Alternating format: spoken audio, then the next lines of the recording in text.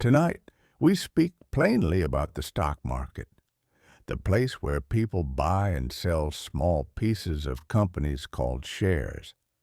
A share is a quiet claim on a business, a note that says softly, I own part of this garden. When you hold a share, you may collect small coins called dividends.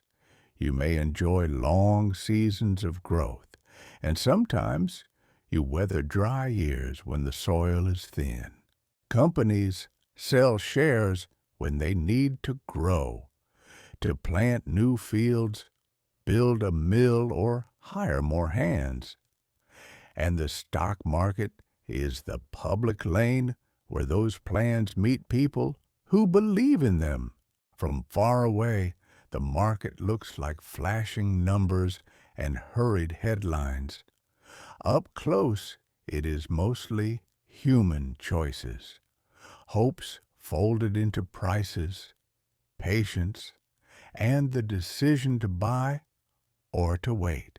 The first stock exchanges date back to the 17th century, when merchants in Amsterdam and London gathered in coffee houses to trade shares in distant voyages. Those early traders were financing journeys to spice islands and far-off continents. Their notes recorded claims on cargo, crew, and destiny. Over time, the exchanges became formal halls with chalkboards and bells, then electronic systems humming quietly in server rooms. Today, nearly anyone can participate. A teacher in a small town can own a piece of a technology company. A farmer can invest in a renewable energy project. A student can save money for the future through stocks. The essence is the same. You lend your money to a company by purchasing its share, trusting that the company will use the funds wisely and reward you later. In return, you accept that the share price may rise or fall as the world changes and as fortunes bloom or shrink. When you listen to the news or read a paper and see the market is up or the market is down, you are hearing about the sum of many shares moving together. We call those broad collections indexes, like the S&P 500 or the FTSE 100, and they measure the average sentiment across hundreds of companies. If the majority of shares in an index climb, the index goes up. If they sink, the index dips. These numbers are not absolute measures of health, but rather thermometers of collective expectations. It is easy to feel as though the market is a game of winners and losers, but the truth is softer and more continuous. Over decades, many markets have tended to rise because of innovation, productivity, and the steady work of millions of people. But along the way, there are sharp drops and surprising surges, triggered by wars, pandemics, inventions, or collective mood swings. The market lives in the tension between hope and fear. In this first part of our story, we invite you to see the stock market not as a casino, but as a shared garden of human endeavor. Each share is a promise. Each trade is a conversation.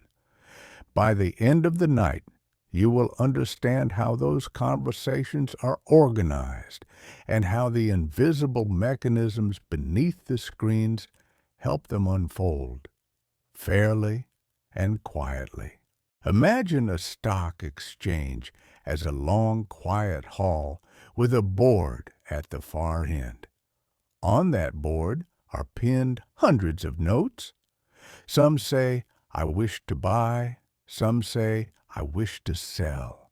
Each note carries a price, and each one is a request seeking a match. The hall is attended by brokers whose job is to carry your note to the board and to translate your intention into the language of the market. If you are a buyer, you might tell your broker, "Please purchase shares of this company at whatever the current price happens to be." That instruction is called a market order. It tells the broker to act immediately, accepting the price that exists right now. Or you might say, "I am willing to buy this stock, but only if I can pay $10. That is a limit order. It waits patiently for a seller to meet your price. In all cases, you announce your price or condition, and then you wait to be matched. When many people place orders at once, the notes on the board begin to form layers. The top layer might show that there are buyers willing to pay $9.95 and sellers willing to accept $10.05. The difference between those numbers, 10 cents, is the bid-ask spread. If a buyer raises their offer or a seller lowers their price, the spread narrows and a trade may occur. If buyers and sellers are far apart, the spread widens and the notes remain pinned without meeting. The spread is a measure of the market's liquidity and urgency. In a calm, liquid market, spreads are small and trades happen easily. In a thin or tense market, they widen. In earlier centuries, this board was literal. Specialists memorized orders. Over time, the board migrated into machines. Today, your order goes into an electronic book that holds millions of instructions and sorts them. The human element remains because each order originates with a person deciding how much to pay or accept, and each trade concludes with a person owning or relinquishing a share. Brokers still matter, especially for large or complex orders. Some investors use full-service brokers who offer advice. Others use simple platforms and make their own decisions. Regulations require brokers to seek the best execution, avoid conflicts of interest, and keep your money safe. Exchanges and regulators cooperate to make sure that the process is fair and transparent. When you trade, unseen rules and systems protect you. In the calm of our nighttime hall, we appreciate the structure without the noise. Each note represents a piece of someone's life. Savings, inheritance, hope for retirement. The board does not judge or prioritize. It simply arranges orders by price and time. The board glows softly, lit by lamps that never sleep. In the next part of our story, we will look at the forces that shape the spread and at the participants who keep the hall from feeling empty. When you see many notes pinned close together on the board, bids and asks within pennies of each other, the market is liquid. Liquidity means there are enough buyers and sellers that you can trade quickly and at prices close to what you expect.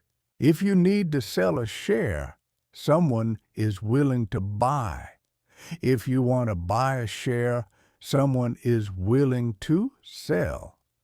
The spread is narrow, and trades ripple across the board like gentle waves.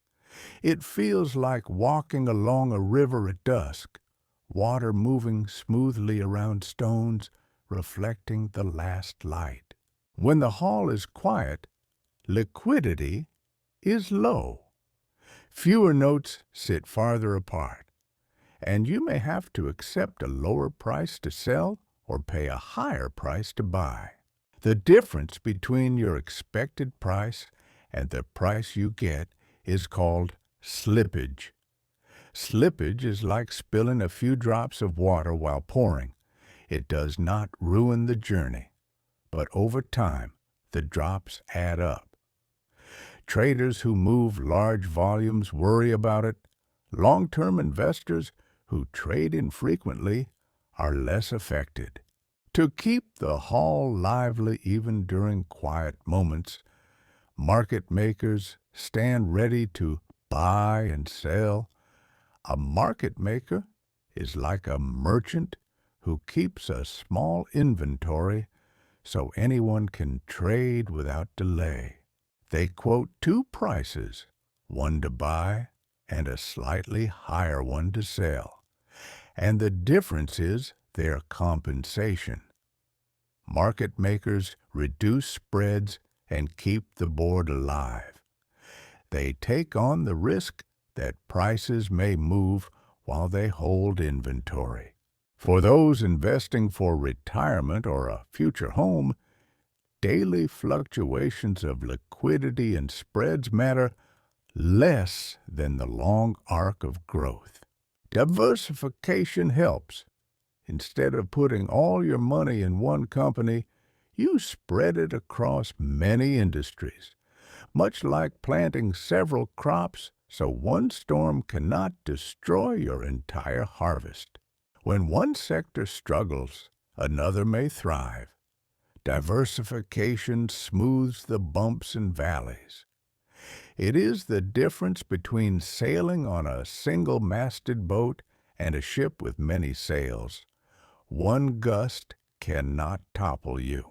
Index funds and exchange-traded funds make diversification simple. Each holds small positions in many companies, mirroring a broad market index. When you buy a share of such a fund, you are buying a tiny piece of each company in the basket. This reduces the risk of your fortune being tied to a single business and lowers costs, because many of these funds are passive. They simply follow the market. That is one reason why long-term investors often choose them. They allow your money to grow steadily with the market's average progress while you sleep. As you think about liquidity, slippage, market makers, and diversification, remember that markets are both robust and delicate.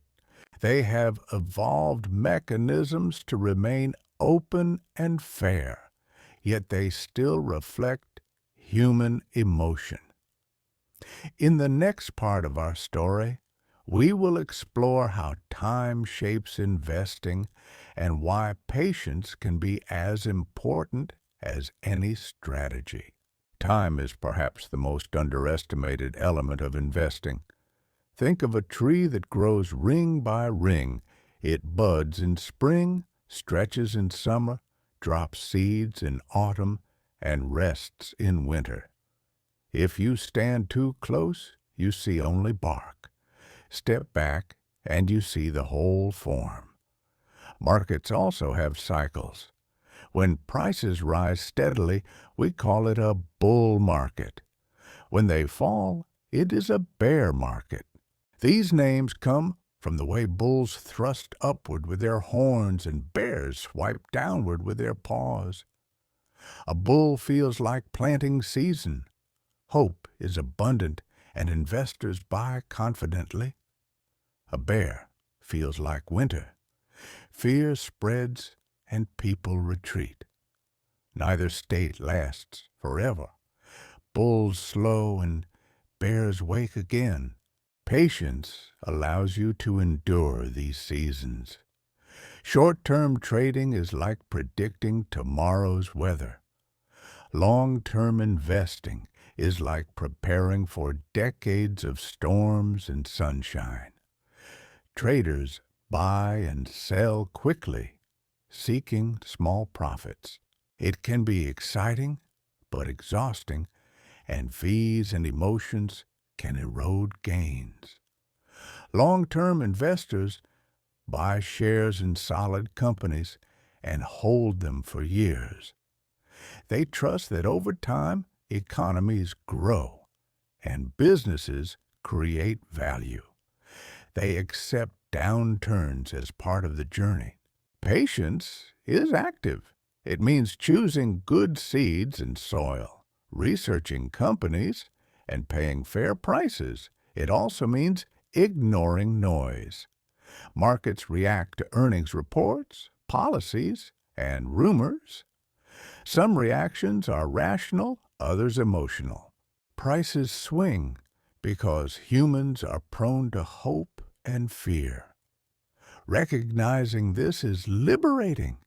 You do not need to predict every twist.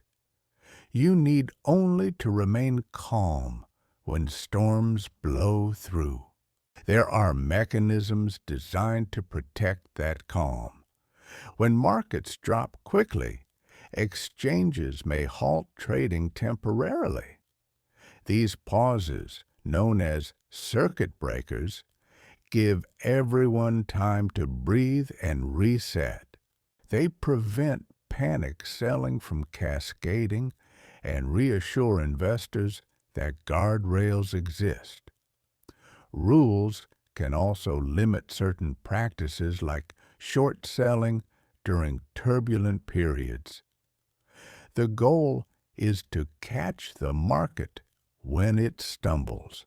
Time also magnifies returns through compounding. Compounding is the snowball effect of earning returns on past returns. If you earn interest and reinvest it, the next year your capital is slightly larger. Over decades, modest contributions can become significant sums. Saving regularly and allowing your investments to compound can do more for your wealth than chasing the hottest stock. This is why patient investors often fare better than frantic traders. As you think about seasons, cycles, patience, and compounding, you see that investing is less about finding a magic moment to buy or sell and more about aligning your financial life with the rhythm of the world. The next part of our story will take us beneath the screens again, where unseen machines match orders at incredible speed. For now, let the pace slow, like winter easing into spring. Beneath the board and behind the brokers lies the hidden machinery that makes modern markets possible. When you press buy, your order does not meet a seller directly. It travels through systems designed to ensure fairness. At the center is the order book, a ledger listing bids and asks for a stock. It is sorted by price and time, so higher bids and lower asks rise to the top, and older orders take priority when prices are equal. When a buy order meets a sell order at the same price, a trade occurs and both vanish. If an order is partially filled, the remainder stays to await more matches. This process runs continuously on servers. The heart of this process is the matching engine, software that pairs orders according to strict rules. It follows a simple algorithm: price first, then time. When two orders match, the engine records the trade and updates the book. The price at which the match occurs becomes the market price on a ticker. In this way, individual decisions combine to form a stream of prices. Exchanges invest in infrastructure because speed matters. Orders travel through fiber optic cables to data centers. Some traders use algorithms to place orders in fractions of a second. They provide liquidity and help align prices across markets, but regulators watch closely to ensure that speed does not give unfair advantage or distort prices. After a trade is matched, it must be settled. The buyer receives the shares and the seller receives the money. Clearinghouses stand in the middle of each trade to guarantee that both sides fulfill their obligations. They reduce the risk that one party fails to deliver, and they consolidate multiple trades into a single net amount. Settlement usually occurs a few days after the trade. All of this infrastructure works quietly beneath the surface. You do not see the order book, the matching engine, the cables, or the clearinghouse. You simply place an order and see a confirmation. This invisibility allows the market to feel simple, even though it rests on sophisticated systems. The machinery is the modern equivalent of the chalkboards and hand signals of earlier days. Even with this machinery, there are human watchers.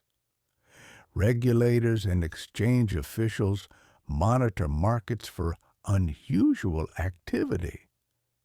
They look for manipulation, oversee listing standards and disclosure rules, and impose penalties on those who break the rules. Their role is to maintain trust. Without trust, markets cannot function. Knowing that you will receive the shares you purchase, that the price you see is real, and that the rules apply equally, gives people confidence to invest. In the next part of our story, we would delve further into these guardians. But for now, it is enough to know that while machines hum, humans watch, keeping the market fair and orderly. Regulators are the quiet guardians of markets, watching from desks and screens to ensure fairness and honesty. They write rules about how companies must speak, how brokers must act, and how trades must be recorded. Without them, the garden we call the stock market would be more chaotic than comforting. These overseers, like the Securities and Exchange Commission in the United States or the Financial Conduct Authority in the United Kingdom, require companies to share truthful information about their finances so investors of all sizes can make informed decisions. When a company plans a merger or encounters a significant change, it must inform the market so no one has an unfair advantage. Quarterly reports on revenue, profits, and risks are the sunlight that keeps the garden from molding. Beyond transparency, regulators enforce rules against fraud and manipulation.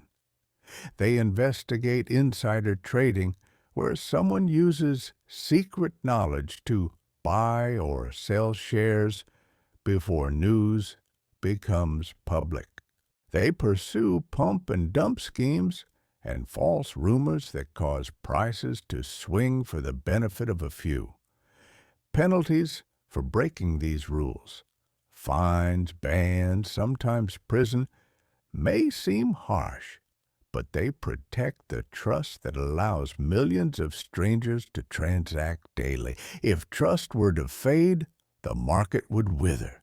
Regulators also set standards for brokers and investment advisors, ensuring they put clients' interests first, and oversee clearinghouses that guarantee trades settle properly.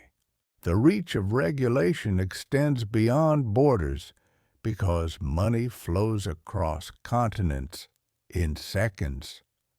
Regulators cooperate through networks, coordinate investigations, and harmonize accounting standards so investors can compare a company in Tokyo with one in Toronto. When crises occur, such as a financial shock or a major bankruptcy, regulators communicate to contain the damage. Their vigilance is a quiet assurance that the market remains honest.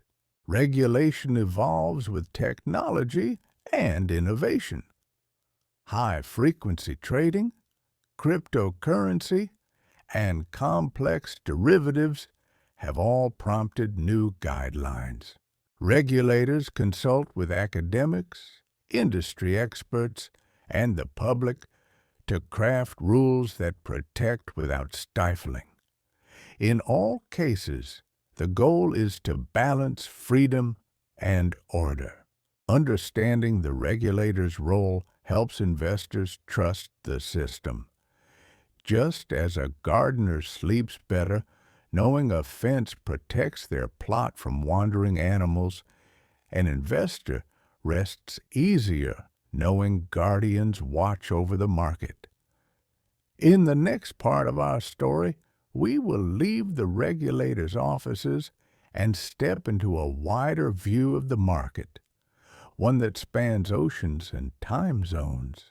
There, we will discover how markets in Tokyo, London, Dubai, and New York link together like beads on a string, each lighting up as the sun moves across the globe. For now, take comfort in the idea that someone is tending the rules while you dream. When you think of the stock market, you might imagine a single place with columns or screens. In reality, there are many markets around the world, each opening and closing at different hours. As the earth turns, these markets wake and sleep like lanterns, lighting one after another. Trading in Tokyo begins while Europe is still asleep. When Japan closes, London and Paris open. Later, New York and Toronto take over. Finally, as North America winds down, markets in Sydney and Wellington greet the new day. This rolling pattern lets the financial system operate almost continuously. People adapt their routines to these rhythms. A fund manager in Dubai may rise early to catch the end of trading in Asia and stay up late to watch New York's open. Banks and brokers maintain desks that follow multiple time zones. Some trading spills into pre-market and after-hours sessions. Electronic networks connect buyers and sellers outside the traditional bell times, though liquidity is thinner and prices can be more volatile. Futures contracts, agreements to buy or sell later, trade nearly around the clock, allowing farmers, airlines, and investors to react to changing information at almost any hour. Because money moves quickly, prices in one place influence those elsewhere. If a company listed in London reports strong results, its shares listed in New York or Hong Kong may rise when those markets open. Traders who buy or sell on one exchange often trade on another to keep prices aligned. This process, called arbitrage, helps ensure the same asset does not trade at wildly different values. If news breaks when most markets are closed, futures may react first, offering a glimpse of how shares might move the next day.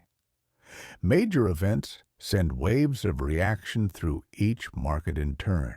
Cultural differences shape these markets too. Friday is a day of rest in parts of the Gulf, so exchanges in Dubai or Riyadh close or operate shorter hours. Holidays vary. An exchange in China may close for the Lunar New Year, while one in the United States pauses for Independence Day. These distinctions remind us that markets are human institutions embedded in local customs. Globalization does not erase local identity. Instead, it weaves disparate parts into a single tapestry. The price of oil influences the fortunes of an energy company far away. A drought in one country affects a beverage maker in another. As you sleep in one place, someone elsewhere makes decisions that may gently tilt your investments. Understanding the interplay of time and place is part of understanding the market itself. In the next part, we will shift from the geography of trading hours to the landscape of financial instruments beyond stocks. Bonds, options, and futures may sound arcane, but they are tools people use to share risk and reward. We will explore them with the same calm curiosity, letting each concept unfold at a pace fit for rest. Not all investments are shares in a company. Some are promises to repay money with interest. Others are agreements to buy or sell something later. These instruments may sound intimidating, but they are simply ways of sharing risk and reward. The first is a bond. When you buy a bond, you lend money to a government or a business. In return, they pay you interest and promise to give back the principal at a set date. Bonds are like planting a row of saplings with a predictable harvest. The interest depends on how trustworthy the borrower is. Bonds issued by governments are considered safer because governments can raise funds to repay. Those issued by companies pay more but carry more risk. Bond prices also react to changes in overall interest rates. When rates rise, existing bonds become less attractive and their prices fall, and vice versa. Options are different. An option is a contract that gives you the right, but not the obligation, to buy or sell a stock at a specific price within a specific time. Picture reserving the right to buy seeds at today's price before next season. If the price rises, you use your reservation, and if it falls, you ignore it. A call option gives you the right to buy. A put gives you the right to sell. Because you are not obliged to act, you pay a premium for this flexibility. Options can protect you from large losses or be used to bet on future moves. They amplify changes. Small moves in the underlying stock can lead to large changes in the option's value. Futures also lock in a price for a future transaction, but they bind both parties to complete the deal. A farmer might use a futures contract to lock in a price for corn months before harvest, ensuring that no sudden drop will ruin their income. An airline might use futures to fix the cost of fuel. Investors use futures to gain exposure to commodities or indexes without holding the physical asset. Futures markets often operate with leverage. Participants deposit only a fraction of the contract's value, which magnifies both gains and losses. These instruments are tools. Bonds can provide steady income, but may lose value if interest rates climb or if the issuer struggles. Options can be used as insurance or as speculative bets. Futures can stabilize prices or invite risky wagers. Understanding the basic idea, who owes what, when payment is due, and how prices move, helps you decide whether they belong in your garden. Think of them as seeds requiring different amounts of care. Some are annuals that demand attention. Others are perennials that produce. In the next part of our story, we will return from contracts and promises to the companies themselves. Corporations grow, divide, and transform. They may share profits, split their shares, buy back stock, merge with others, or spin off divisions. Understanding these corporate actions helps investors interpret signals of change. We will explore these events with the same gentle focus. Companies are living entities. They take in resources, grow, bear fruit, and sometimes change shape. Along the way, they make choices that affect shareholders. These choices are called corporate actions. One common action is a dividend. When a company earns more than it needs, it may return some of the excess to shareholders. Not all companies pay them. Young businesses often reinvest, while mature companies may pay regularly to signal stability. Dividends can be in cash or additional shares and are announced in advance. Another action is the stock split. In a split, a company issues more shares to existing holders while proportionally lowering the price per share. A 2-for-1 split doubles the number of shares and halves the price.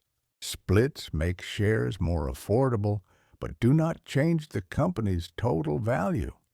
A reverse split does the opposite, reducing shares and raising the price, often to meet listing rules. Share buybacks are another way to return value. Instead of paying a dividend, a company may buy its own shares. With fewer shares outstanding, each remaining share represents a larger stake. Buybacks can boost earnings per share and signal that managers believe the stock is undervalued. But they can also be used to mask problems. Sometimes, companies combine through mergers or acquisitions. Firms may merge to gain scale, enter new markets, or acquire skills. These deals can create efficiencies, but also carry risks. Cultures may clash, and promised benefits may not appear. Regulators review large deals to ensure they do not harm competition. A spin-off is the reverse. A company divides into separate entities, giving shareholders pieces of each. This can unlock value if the parts can grow better apart. Spin-offs allow managers to focus on distinct businesses. In extreme cases, companies may go bankrupt or be taken private. Bankruptcy lets a failing company restructure its debts under court protection, and shareholders often lose most or all of their investment.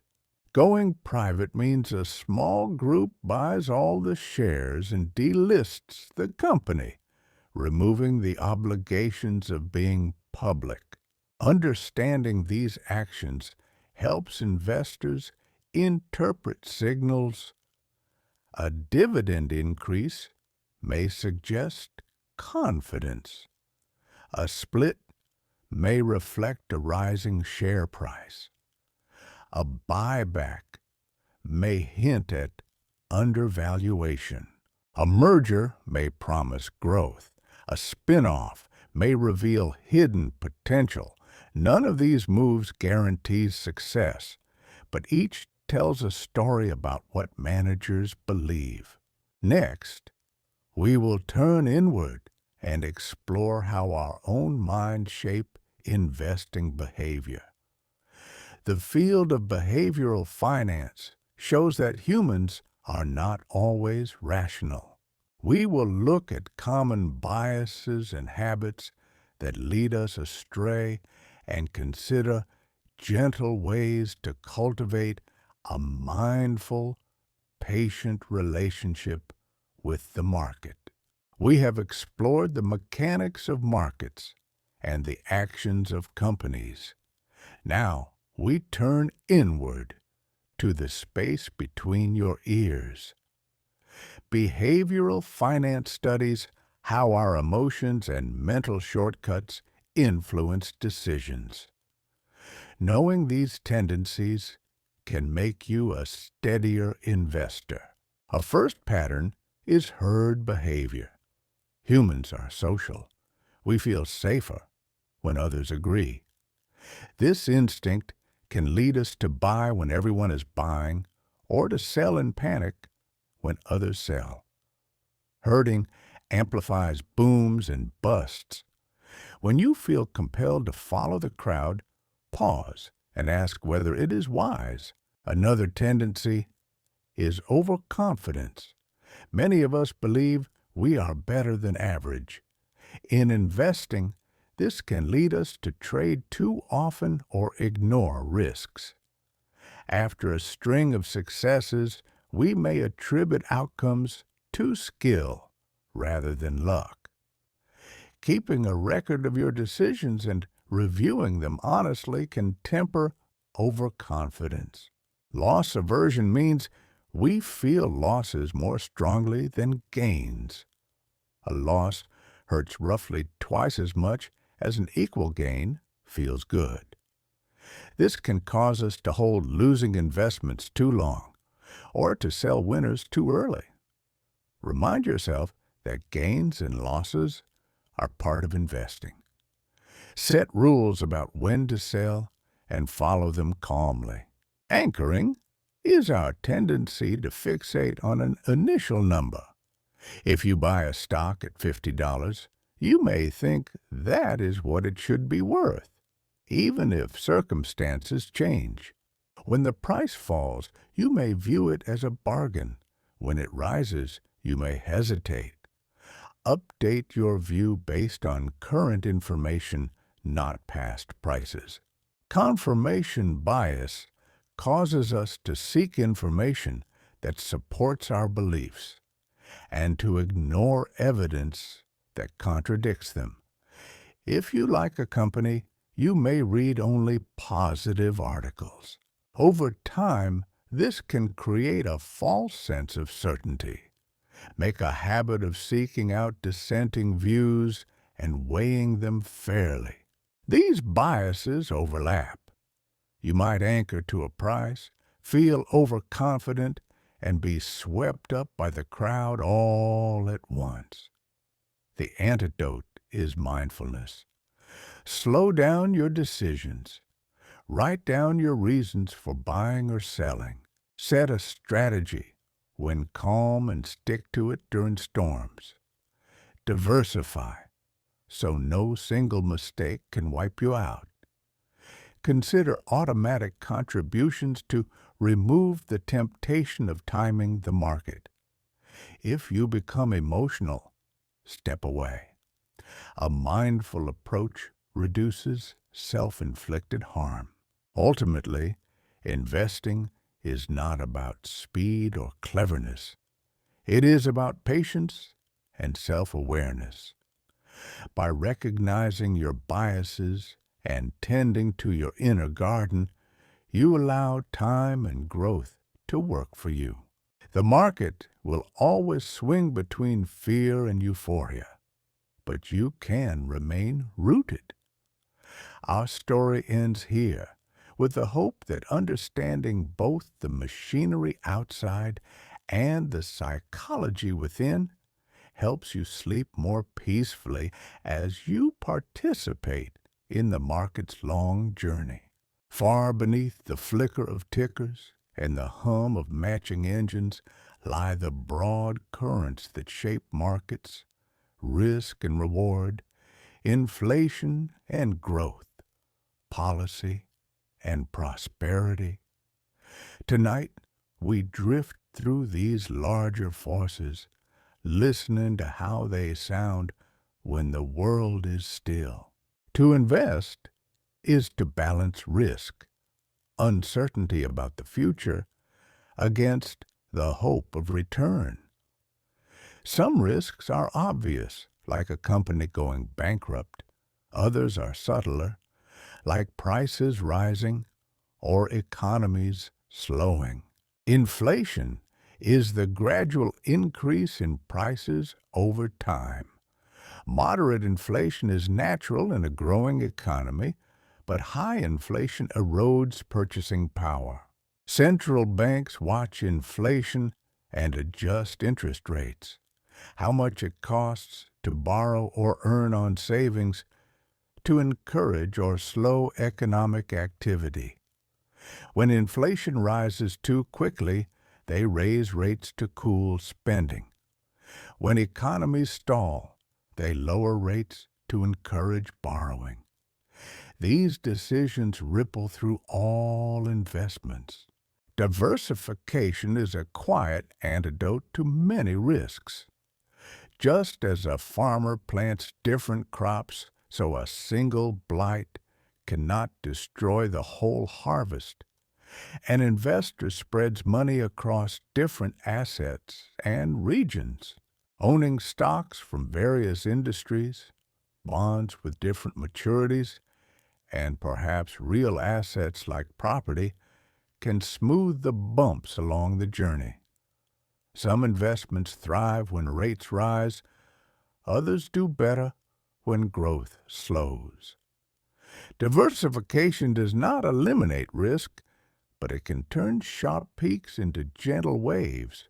Having some savings in cash or near-cash instruments provides liquidity. It allows you to handle emergencies without selling long-term investments at a bad time. In macro terms, central banks provide liquidity to the system during crises, so banks can meet withdrawals. When liquidity dries up, businesses cannot finance operations, and markets can seize. Recognizing liquidity risk encourages prudent reserves. Politics and policy shape markets as well. Taxes, regulations, trade agreements, and conflicts all influence industries and consumers. Environmental policies increasingly affect investment choices as societies recognize the cost of pollution and the value of sustainability. These factors are unpredictable, yet they remind us that markets are embedded in society. Let these macro concepts settle like mist on a field. Inflation, interest rates, diversification, liquidity, and policy will continue to swirl whether we are awake or asleep. These currents might seem abstract, but they touch us every day. You do not need to master them all to be a thoughtful investor. You simply need to respect their power. In the next part, we will explore how values beyond profit, such as social responsibility and environmental stewardship, are entering the conversation about where to place our money.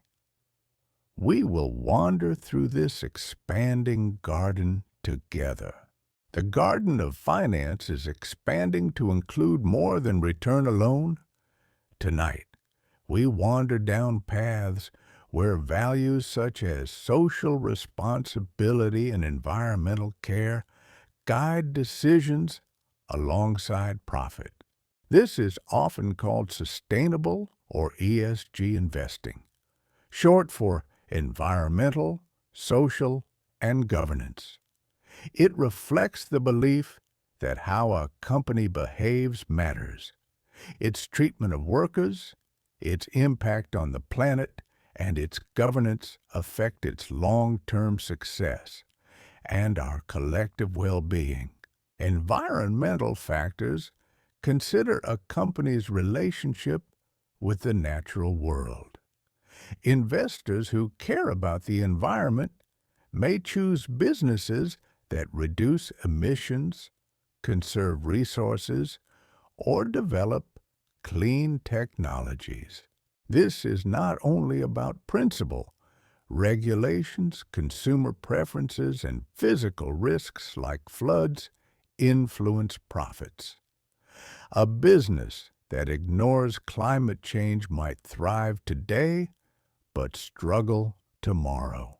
Social factors examine how a company interacts with people, employees, customers, communities. Does it pay fair wages and ensure safe working conditions? Does it respect human rights in its supply chain? Companies that invest in people may build stronger brands and attract talent. Those that neglect social responsibilities may face boycotts or costly lawsuits. Paying attention to social factors aligns money with compassion and caution.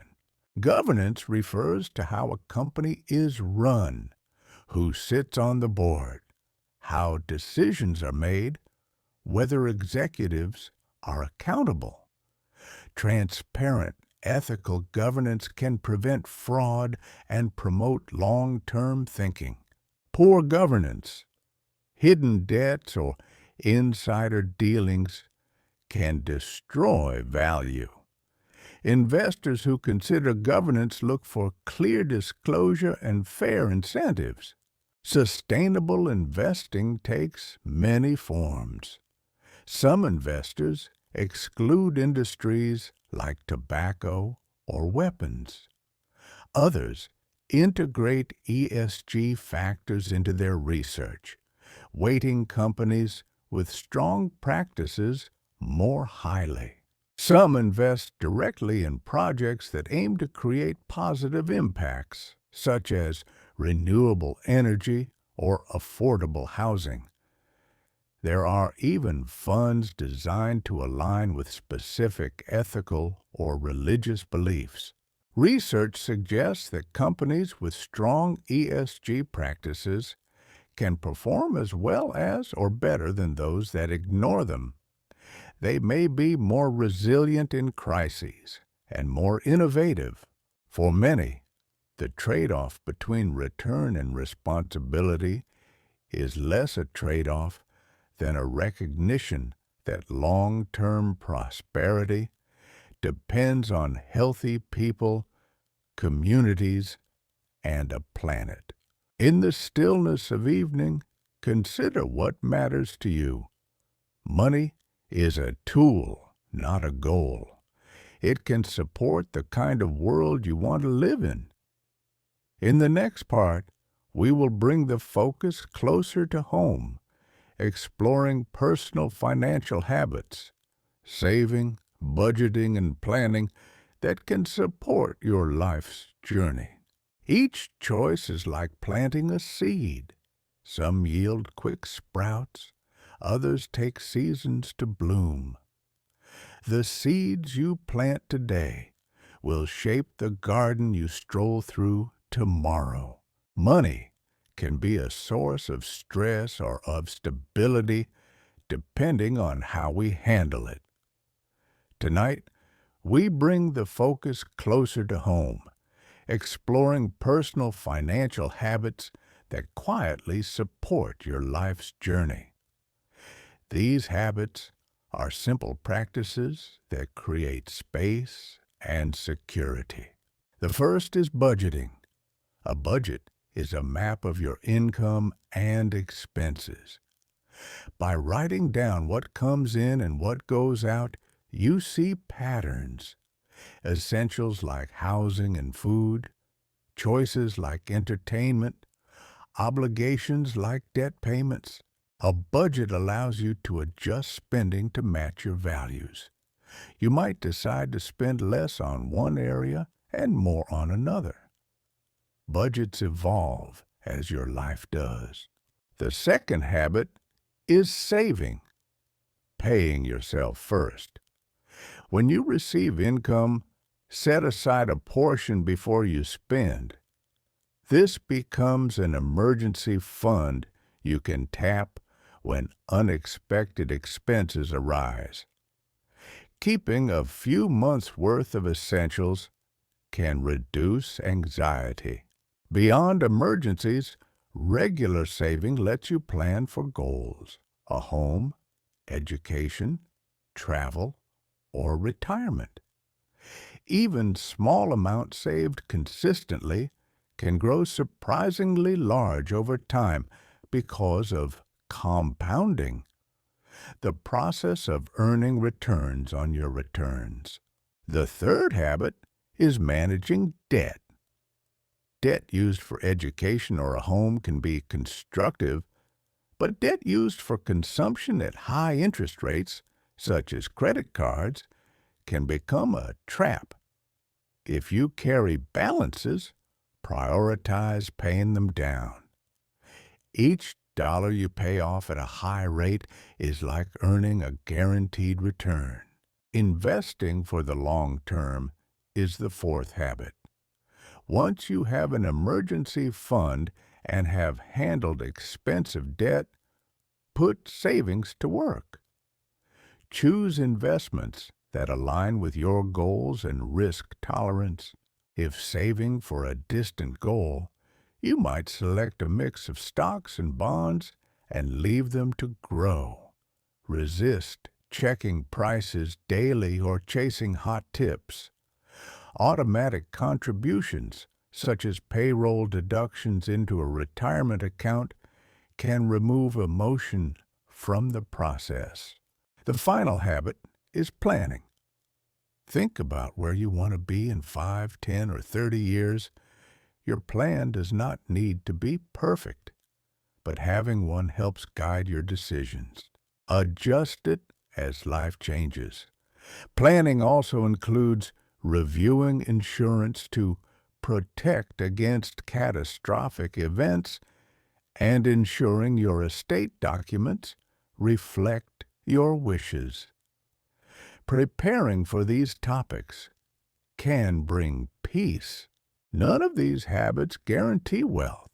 Life is full of surprises. But budgeting, saving, managing debt, investing wisely, and planning provide a sturdy foundation. They free your mind to focus on what matters: relationships and experiences.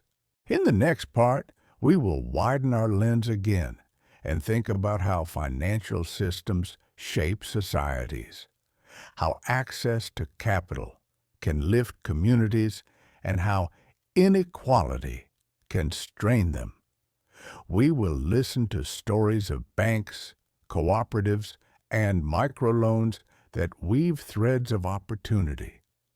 For now, rest in the knowledge that small, steady steps at home can lead to a quieter, more resilient future. Leaving the walls of our own homes, we widen the lens to consider how financial systems shape societies. Money and credit flow through communities like rivers, nourishing some fields and bypassing others. Access to capital can lift villages, fund schools, and build bridges. Lack of access can trap families in cycles of poverty.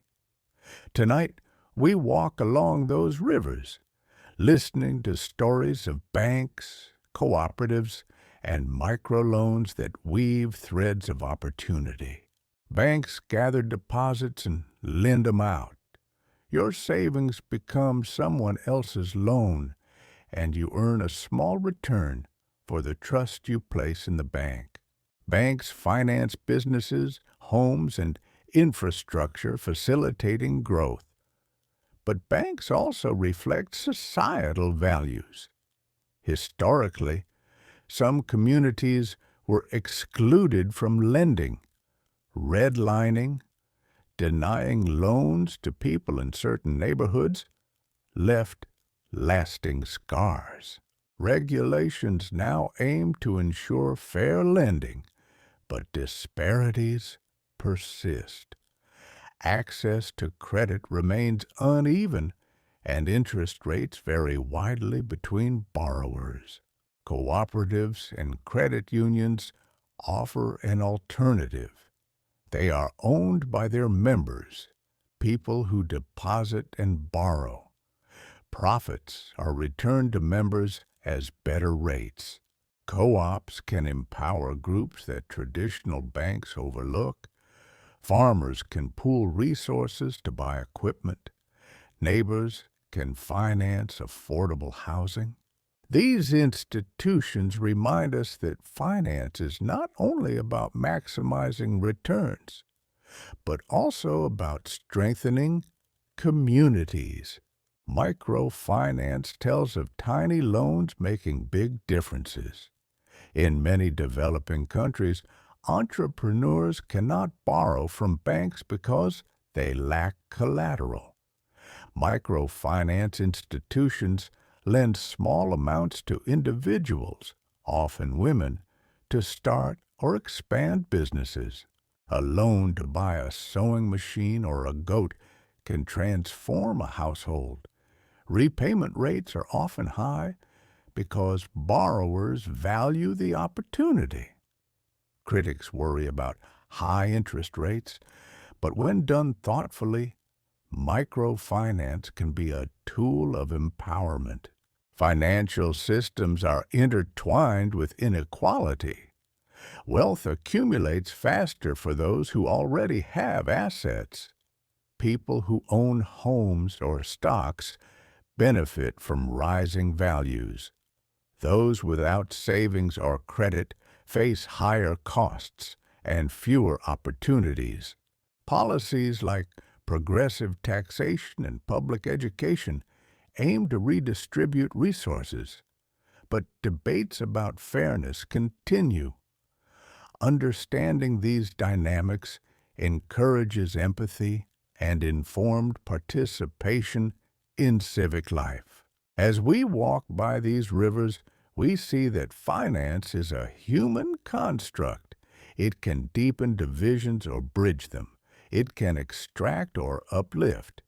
Each transaction carries a moral weight. In the next phase, we will return to the personal and the universal, weaving together the themes of risk, responsibility, habit, and hope. We will let the story settle into a quiet conclusion, reminding ourselves that markets and money are tools to serve life, not the other way around. We have traveled from the basics of shares to the hidden architecture of exchanges, from regulators' offices to trading hours across the globe, from bonds and options to dividends and splits, from the patterns of our own minds to the forces that govern inflation, interest, and policy. From questions of responsibility and sustainability to habits at home and the rivers of finance that shape societies.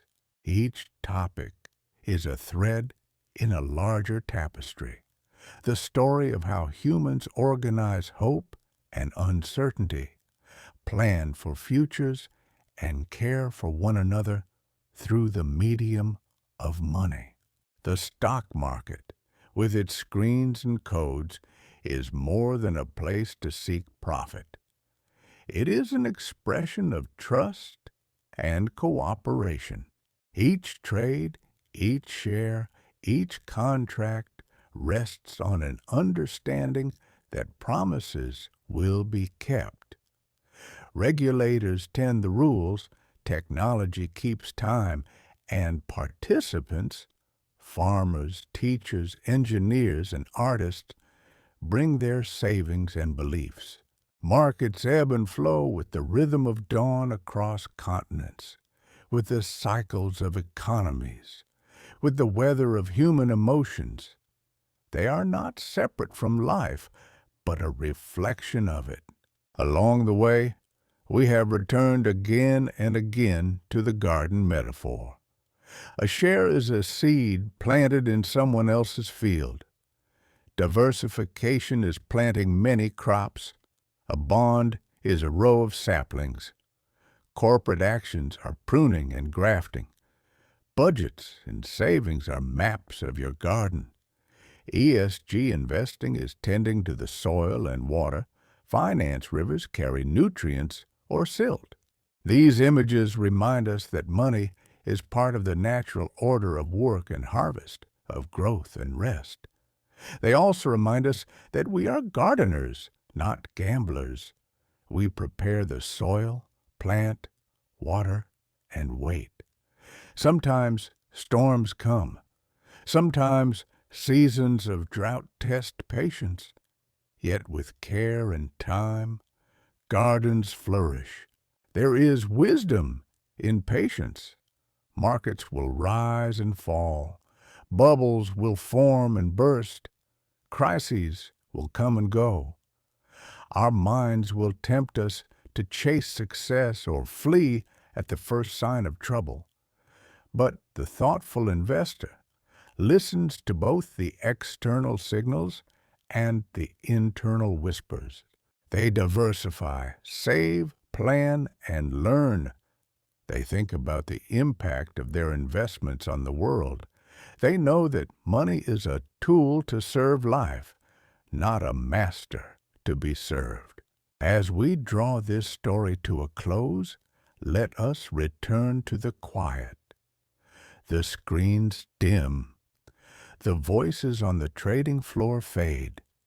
The river of finance continues its course, but you step away for the night. You have learned how the market works and how your choices fit within it. You have considered how to align your values with your investments, how to build habits that support your goals, and how to see finance as part of a broader human story. Let this knowledge settle like dew on the garden, nourishing the seeds of understanding. The world slows, and so do we. Sleep arrives like a gentle tide. Good night.